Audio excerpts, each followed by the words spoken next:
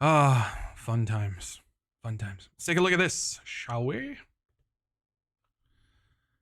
The White House expands digital outreach with official Rumble account, embraces alternative tech. The reason why they're embracing Rumble and alternative tech is because the same guys in Trump's administration are the same guys who created Rumble. Yes. This is how this all works, man. Let's go ahead and jump on into this, shall we?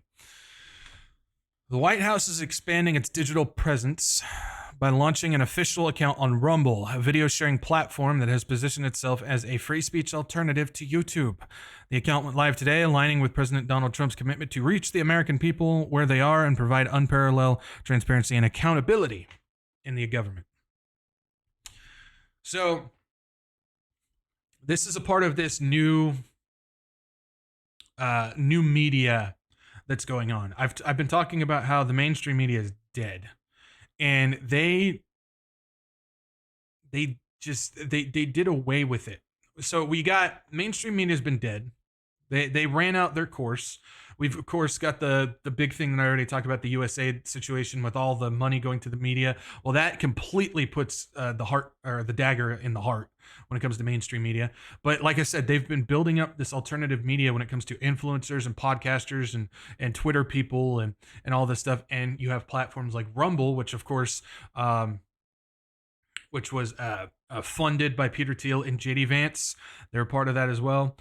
Chris Pavlovski, who's the CEO, he's all hooked up with not only Trump's administration and the leaders who have funded Rumble, but he's also hooked up with all the alternative media guys like Russel Brand and Tucker Carlson and all that stuff. That's why they get promoted so much on Rumble. We talked about how Rumble has taken over the video platform of Truth Social, the Truth Media stuff. So Rumble's in partnership with that. Again, private companies, private corporations in partnership with the government. And so when they reduce all of these things, who benefits? This is a serious problem. But because it's the new media, because it's the media that says all the things that all the people like now, there's no problem. Even though it's literally the exact same thing that's been going on with the left side and their mainstream media. But because it's now saying things that they like, it's okay. This is a problem. This is a problem. Founded in 2013, Rumble has gained traction among free speech supporters, many of whom discovered that big tech platforms, particularly YouTube, have engaged in censorship and suppression of certain viewpoints. I agree with that. It absolutely has. Absolutely has. But I believe that that's part of this shift when it comes to creating this new media. The White House has also made a significant shift in its approach to media engagement, embracing independent outlets and alternative platforms for press briefings and official communications, as long as you align with the new narrative that they want to push.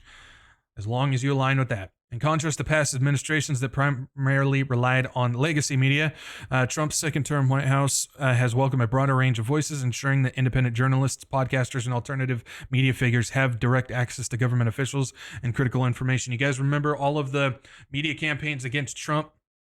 I mean, they were just bowling him over any chance that they could. They just kept throwing darts and throwing all this stuff like that, built a giant aggression of people towards the mainstream media. Where did they go? Went to the alternative media.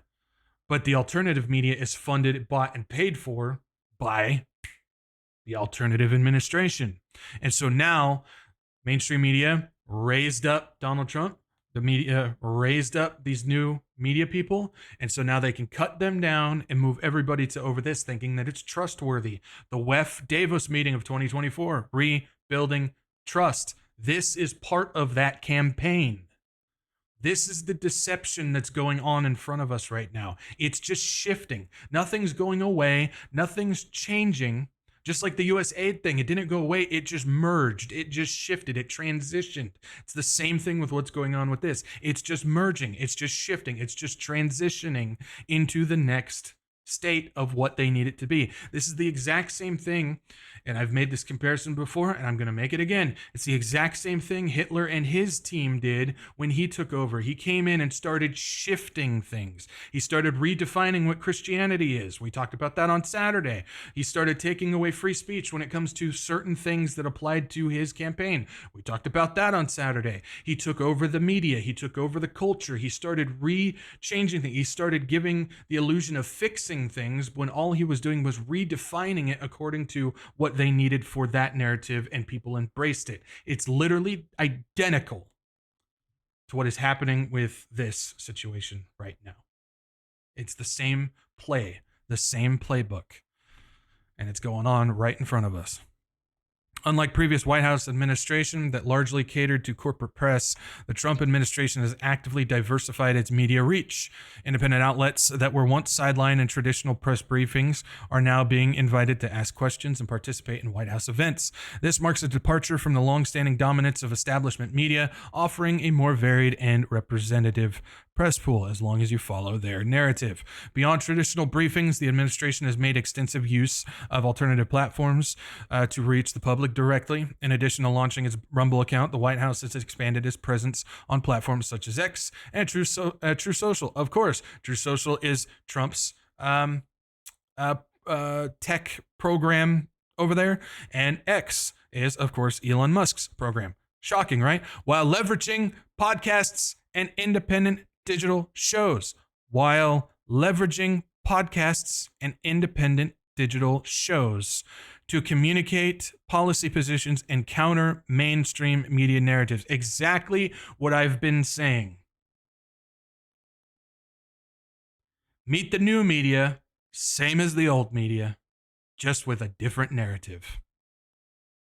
That's all it is. Unlike previous administrations that relied almost exclusively on legacy networks, the Trump White House has granted interviews to a wide array of podcasters, online commentators, and journalists from non-traditional outlets. By doing so, the administration has ensured that its messaging is not filtered through corporate media gatekeepers.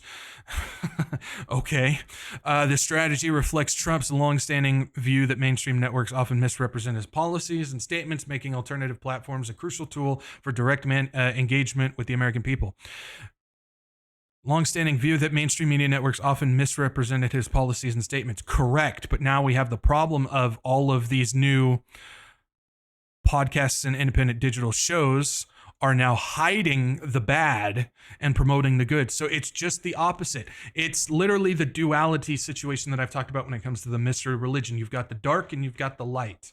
Well, the mainstream media is the dark. Now we're shifting to the light, where it's not about making stuff up in order to cover and put something down. No, now it's about hiding certain things and promoting others in order to make it look good.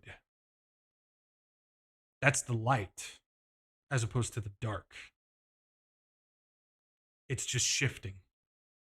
The golden age, the age of Aquarius. Mystery religion is involved in these types of deceptive tactics. That's why deception is just so off the charts bad. There's really no other way to put it. I've got another video here. This was Bitcoin.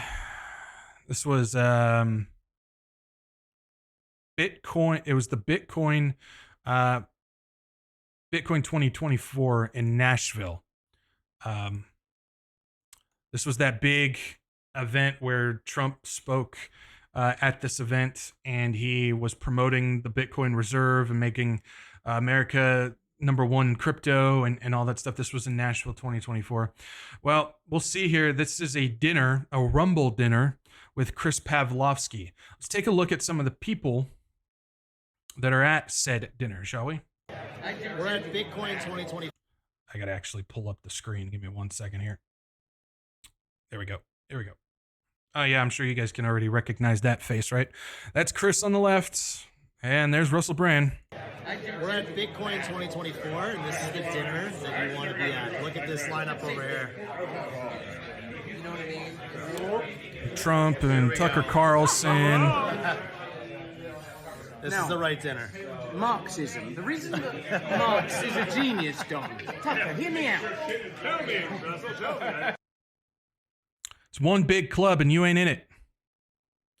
One big club and you ain't in it. I can't remember her name, but she's big on the whole thing with Trump on Rumble as well. She's got her podcast show. I can't remember her name. But yeah, you got Trump there, of course, Tucker Carlson. It's just one giant club, and you're not in it. It's because Rumble is a part of this new narrative network, this new media network that they've been setting up and getting ready to happen. And last but not least, we've got this as well. Fox acquires Red Seat Ventures, home to Megyn Kelly and other Fox alumni. So Red Seat Ventures is the one that basically issues the advertisements for podcasters and online shows and all this stuff. And so if you don't play by their rules, you don't get ad revenue. So this is definitely a conflict of interest in this. Fox Corporation on Monday acquired Red Seat Ventures, the digital media company behind the shows of several ex-Fox News personalities. Like who, you might ask? Well, Fox Corp on Monday acquired Red Seat Ventures, the digital media company behind shows of several ex-Fox News personalities, including Megyn Kelly, Bill O'Reilly. Red Seat Ventures specializes in video podcasts and is home to, hey, look who's going home, guys. Tucker Carlson's going home. No, it's unbelievable. This just happened a couple days ago, guys. Who was notoriously jettisoned from Fox News 2 years ago despite his ratings dominance. Welcome back to Murdoch, everybody. Terms of the deal were not disclosed. The company, funded by 2015 by brothers Chris and Kevin Balfe, will operate as a standalone entity under Fox Tubi's media group, and Balfe Brothers will continue to run Red Seat Ventures, and Tubi CEO Paul Chesborough will become the company's chairman.